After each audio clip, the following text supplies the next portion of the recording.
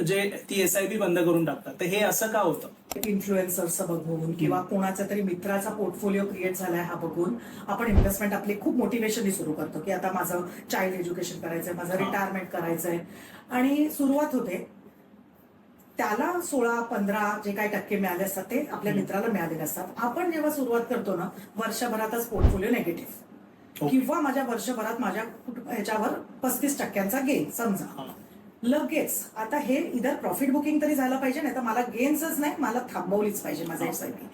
आणि दुसरं म्हणजे मला आता समजा आपण 5 लाख रुपये जमवले म्युच्युअल फंडात, गाडी लगेच दिसली किंवा स्मॉल मधला सेल दिसला किंवा काहीतरी मोठं इक्विपमेंट दिसलं, अरे नंतरचं गोल नंतर बघूया, आताचं लाईफ घेऊन टाकू. सो इथे मी बघते ना कुठेतरी तो डिस्कनेक्ट होतो. जो आपण पर्पजने आपली इन्व्हेस्टमेंट सुरू केलेत ना, ते कुठेतरी पर्पज बाजूला राहतं आणि लोक पैसे विड्रॉ करून घेतात किंवा SIP स्टॉप करतात इमोशनल जाऊन, आणि तिथे कुठेतरी म्हणजे त्यांचं जे कंपाऊंडिंग व्हायला पाहिजे ना ते होतच नाही.